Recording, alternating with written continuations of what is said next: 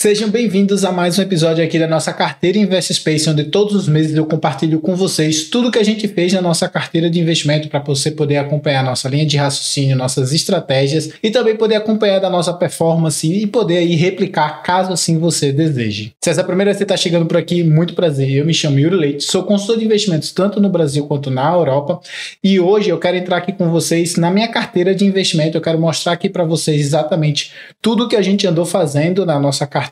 No nosso episódio anterior, eu tinha mostrado para vocês e eu esqueci de mostrar a carteira internacional, né? Então, hoje eu vou começar mostrando para vocês aqui a carteira internacional. Vamos lá entrar lá no aplicativo da Trading212 para poder mostrar aqui para vocês. Entrando aqui então na carteira da Trading212, percebam que eu já puxei aqui para setembro. E em setembro eu comecei a ganhar esses interest on cash. A plataforma está pagando, né, um valorzinho por você deixar o dinheiro parado lá. E aí eu fiz essa compra aqui do ETF de gás natural, apostando na subida de 2 vezes, né? Recebi esse dividendo aqui da Vale, onde eu usei para comprar depois mais ações. Eu recebi esse valor, na verdade eu comprei aqui também mais um pouquinho do gás natural. Eu vou mostrar por que eu estou mostrando todos os negócios dos gás natural, né? E aqui eu recebi esse dividendo da B2 Gold, a empresa de ouro que a gente tem. Eu fui lá e comprei mais dela também. E aqui teve uma troca, na verdade não foi uma venda minha. Eu tinha um ETF de cannabis, só que esse ETF ele foi comprado por um outro ETF, né? Então eles agora juntaram e aí entrou como se fosse uma venda do meu ETF da maconha, e aí entrou esse ETF novo que eu vou mostrar aqui para vocês. Aí eu fiz um depósito agora no início de outubro de 371 euros, e aí eu fui lá e comprei mais de Vale, porque estava no preço muito barato, e aqui eu fui e vendi parte do ETF de gás natural. Então percebam que eu fiz compras lá embaixo de 90 e depois eu vendi a mesma quantidade por 110. E depois outro de 80 e pouco, que se não me falha a memória, que eu vendi por 103. Isso aqui já gerou mais uns 20, 30 dólares a mais na carteira, justamente desses ganhos que eu faço, justamente ativamente, de ficar fazendo essas compras e vendo esses trades curtos quando alguma coisa cai demais. E aqui embaixo, veja que eu já vendi também. Isso aqui foi, vendi mais 1.000. Isso aqui já foi de uma posição antiga. E aí depois, aqui em cima, eu comprei novamente. Cadê? Foi logo agora aqui, ó. Eu comprei mais 852. Então perceba que eu vou fazendo essas movimentações de compra e venda. O ativo sobe, eu vendo. O ativo cai, eu compro. E eu vou fazendo esses trades. Eu comprei mais um pouquinho de Vale também. E eu vendi um pouco de B2 Gold. Eu vou mostrar aqui para vocês por que eu fiz essa venda. Se vocês olharem aqui embaixo na distribuição de alocação, o meu principal ativo está o B2 Gold, que está com 40,88%. Mesmo depois de todas essas compras e movimentações, ele ainda estava no valor muito alto, ele estava mais de 50%. E como o ouro já teve uma grande performance, né, ele caiu para casa dos 1.850, se não me falha a memória, depois voltou a subir com a questão da guerra que está acontecendo lá em Israel, e ele já está beirando a casa dos 2.000 dólares novamente. Então, o ativo B2 Gold já teve uma subida considerável. Eu aproveitei e tirei parte do lucro, coloquei na carteira para poder fazer movimentações aí novamente no momento futuro. A posição de Vale subiu, né? Como eu mostrei para vocês, eu fiz uma compra grande de Vale, só que também tive uma venda de Vale que eu fiz e coloquei na carteira do Brasil, que eu já vou mostrar para vocês. O ETF aqui da Nasdaq continua com o mesmo valor, não mexi nele. E aí o ETF do gás natural, que ele caiu um pouquinho porque eu fiz bastante venda, mas agora que já caiu de novo em valor, eu comprei novamente. E aí ele está voltando para a carteira, né? Então como é que fica a questão da carteira? Nesse exato momento a carteira internacional está caindo 280 euros, desculpa. Mas se você olhar aqui na questão do retorno total, eu ganhei de praticamente 1.200 euros aí na carteira, somando já os dividendos e os ganhos com os trades que eu fiz, né? Então, na verdade, é como se ela tivesse caindo aí em torno de subindo em torno de uns 900 euros. É o ganho que eu tive na carteira. Se você fizer a diferença aqui, tudo que foi depositado, menos tudo que foi tirado, e fizer esse ganho de quase 900, você vai ver o valor que a gente tem, que a gente compartilha com vocês todo início de mês, lá no nosso Instagram. Super recomendo você dar uma olhadinha lá na nossa página, caso você não seja inscrito ainda, é só procurar @invest.space. Saindo da carteira internacional, vamos entrar agora na nossa carteira nacional. Começando aqui pela questão da performance. Nesse mês a gente está caindo mais do que o Ibovespa. Eu montei a carteira, estruturei ela para que ela caísse menos, mas infelizmente 2 ativos não ajudaram muito com essa distribuição. Tanto a TRPL4 quanto o CPTS. Teve uma queda aí dos dividendos do CPTS, ele caiu lá dos 8,80 para casa dos R$8. Se não fosse uma das minhas maiores posições, eu estaria comprando mais, né? Eu estaria me alocando ainda mais. E a TRPL4, que teve toda essa notícia, todo esse ruído aí de que a Eletrobras poderia estar vendendo a sua participação na TRPL4, fez com que as ações fossem reprecificadas, né? Caísse aí um pouquinho. E aí tá beirando ali na casa dos R$22 a ação. Mas se você for analisar aqui no longo prazo, a gente ainda continua batendo consideravelmente aí todos os benchmarks, né? A nossa carteira está quase 73,5%, enquanto o maior de todos é o CDI na casa dos 26,5%. Então a gente ainda está bem à frente de todos os benchmarks nesses 2 anos, inclusive nossa carteira acabou de completar 2 anos e a gente está ainda bem à frente. Óbvio que, como eu expliquei para vocês no vídeo anterior, o fato de eu ter menos tempo está mexendo bastante com a minha capacidade de ficar fazendo gestões ativas na carteira e, portanto, os meus ganhos tendem a ser um pouquinho menores do que a gente estava tendo anteriormente, mas isso é uma coisa temporária, né? Enquanto eu estou fazendo os mestrados. Quando eu parar de fazer o mestrado, aí eu volto e gerencio novamente essa carteira de forma mais ativa. Quais foram as minhas maiores movimentações desse mês, né? Se vocês fizeram análise aqui, teve 2 vendas que eu fiz na carteira do Brasil, a SAPR11, né, a Sanepar. Eu vendi aqui 100 e depois eu vendi 200. E depois eu fiz mais um aporte de praticamente R$8.000 e eu comprei tanto fundo imobiliário, o KNSC11, comprei mais da TRPL4 e comprei Vale, como eu disse para vocês, eu comprei aqui quase R$1.500 de Vale. E possivelmente eu estarei fazendo uma conversão da carteira internacional para a carteira do Brasil, fazendo essa troca do que eu tenho Vale lá pelo que eu tenho Vale aqui. Isso é muito pela questão fiscal, né? O dividendo que eu recebo lá é taxado, lá que eu digo aqui na Europa, enquanto que do Brasil não é taxado. Então vale mais a pena ter no Brasil do que ter no exterior. Além disso, o ativo Vale ele pode ser usado como garantia de opção.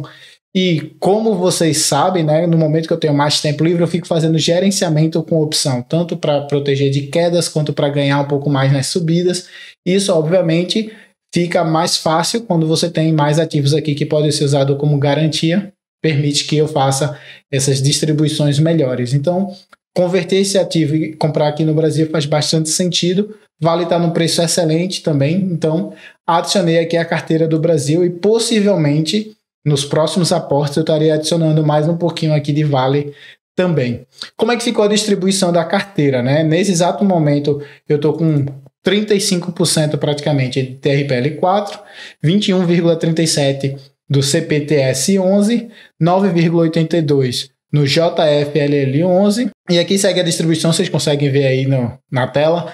Eu vou falar todas não, mas se vocês analisarem aqui a questão dos fundos imobiliários, eles estão entre as principais. Eu estou dando preferência para comprar os fundos imobiliários para receber os dividendos, e esses dividendos que eu vou recebendo eu vou fazendo recompras, né? Como vocês sabem, não é exatamente a minha estratégia ficar alocando através de dividendos, mas como eu estou com pouco tempo, é uma forma mais segura de você permanecer investindo e ao mesmo tempo você conseguir fazer movimentações e distribuições ou redistribuições da sua carteira. Então, eu estou fazendo essas alocações aqui. A intenção aqui é fazer também com que todos esses fundos imobiliários cheguem ali na casa dos 10% da carteira, né? Então, ainda tem que comprar mais um trocadinho de cada um desses para baixar aqui o CPTS um pouco e subir os outros, subir o restante para casa dos 10% e ficar ali em torno de 50% alocado em fundos imobiliários. Mas também percebam que, como eu falei para vocês, tem aqui a ação da Vale, que já está aqui na casa dos 1%. Também tem o objetivo de fazer com que ela fique maior. Eu estou montando a carteira para ficar mais focada na parte de dividendos, como eu acabei de explicar, e ao mesmo tempo eu estou vendo um cenário macroeconômico no qual a inflação tende a voltar a subir. O preço do barril do petróleo já passou da casa dos $90 novamente, ele tinha caído, já voltou a subir. As reservas americanas já estão ali praticamente pela metade. O Biden queimou muito das suas reservas durante a invasão da Rússia, da Ucrânia pela Rússia. E, obviamente, com a inflação voltando a subir, o dólar tende a subir, o que faz com que commodities sejam um ótimo ativo para você estar se alocando, para você estar se protegendo. Ao mesmo tempo, percebo que eu fiz alocações maiores em fundos imobiliários de papel, na parte justamente do IPCA. O KNSC tem a maior parte da sua carteira focado em IPCA.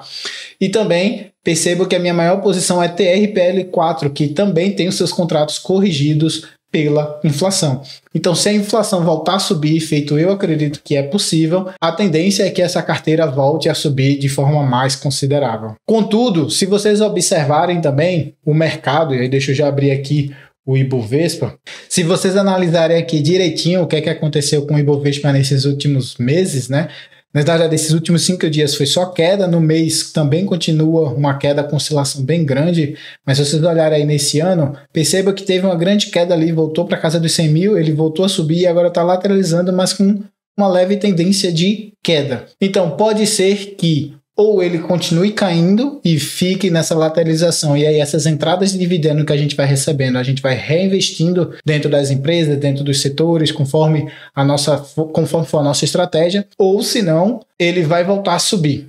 E é por isso que a nossa análise aqui, ela é proteção de carteira. Então, a gente investe seguro, temos ouro, temos um ETF, caso o índice do americano da Nasdaq venha a cair, a gente consiga aproveitar, e ao mesmo tempo a gente tem a Vale e esse ETF aqui, que sobe na nossa carteira internacional, mesma coisa na carteira do Brasil. Percebo que todos esses investimentos aqui, eles são uma proteção, uma forma de proteção caso a inflação volte a subir, caso venha a ter uma recessão, são ativos seguros que tendem a performar bem, independentemente do cenário. Então a gente está fazendo uma alocação aqui bem, vamos dizer assim, padrãozinha, como o Charles do Economista Sério gosta de falar, né? Papai com mamãe, uma coisa bem tranquila. E no momento futuro, quando tiver mais tempo e quando as coisas estiverem mais resolvidas, né, tiver uma luz no fim do túnel de tudo que vai acontecer com essa economia, a gente volta a fazer uma redistribuição da carteira aqui de forma mais assertiva para voltar a ter essa performance que a gente vinha tendo aqui nesses últimos 2 anos, né? Tirando esse último mês do mestrado, que como eu expliquei, eu estou um pouco fora das análises, mas a tendência é conseguir subir e alavancar esses ganhos. Mas então, gente, essa é a nossa carteira, nossa performance, nossa estratégia de investimentos. O cenário macroeconômico ainda está muito difícil de se ler, principalmente depois dessa questão da guerra entre a Israel e Hamas, do grupo terrorista. Se você quiser entender um pouco mais dos efeitos dos investimentos com relação a essa guerra, tem um vídeo que eu lancei recentemente, né? Tá aqui no canal do YouTube, eu vou deixar o link na descrição para quem quiser assistir. Mas basicamente todo esse cenário macroeconômico está muito difícil. O cenário geopolítico também está bastante difícil. Estamos passando por momentos de muitas guerras, de muitos desentendimentos entre países que afetam drasticamente a questão da inflação, dos investimentos, até mesmo das empresas de conseguirem se realocar e se redistribuir pelo planeta para poder se aproveitar de taxas menores, de ganhos maiores. Tudo isso fica muito mais difícil quando está tendo esse cenário de possíveis guerras e até mesmo de guerras que vão acontecendo. Na parte macroeconômica, temos o mercado de trabalho dos Estados Unidos bastante resiliente, como eu mencionei, que pode ser que faça com que os Estados Unidos não entrem de fato na recessão. Feito eu venho dizendo aqui para vocês e trazendo toda segunda-feira praticamente todos os economistas e pessoas, gestores e pessoas famosas de mercado estão falando dessa recessão. Pode ser que ela de fato não venha a acontecer por conta de um mercado de trabalho muito resiliente, mas não é o meu cenário base, já estou preparando minha carteira para caso ela aconteça. Mas sem deixar também de aproveitar caso eu esteja errado, né? Então a gente faz uma estruturação de portfólio já para tentar ganhar nos dois lados aqui, à medida que as coisas forem acontecendo, a gente vai fazendo essa redistribuição. Temos o Fed falando também que talvez tenha que aumentar mais a sua taxa de juros, que obviamente afeta ainda mais a economia, afeta ainda mais os ativos. O Tesouro Americano de 5 anos, então, de 10 anos, desculpa, batendo na casa dos 5%. Então temos mudanças radicais que estão acontecendo no mundo dos investimentos e tudo isso vai ditar conforme o mercado vai reagindo a essas informações. Vai mostrando e o mercado vai reagindo. E aí a gente vai se posicionando, se aproveitando ou tentando pelo menos aproveitar das melhores oportunidades que forem surgindo. Enfim, esse foi o nosso vídeo de hoje, né? Eu agradeço a presença de todos vocês. Se vocês gostaram do vídeo, não se esquece de deixar aquele seu like, se inscrever aqui no canal e compartilhar esse vídeo com todos os seus amigos e familiares que querem aprender a investir, que estão aí querendo começar a traçar suas estratégias, então precisando daquela forcinha para poder entender como tudo isso, como funciona, como fazer. Eu agradeço muito o seu compartilhamento. Eu vou ficando por aqui, um forte abraço, aguardo vocês no próximo vídeo e deixe esse vídeo que está aí na tela que o próprio YouTube escolheu especialmente para você.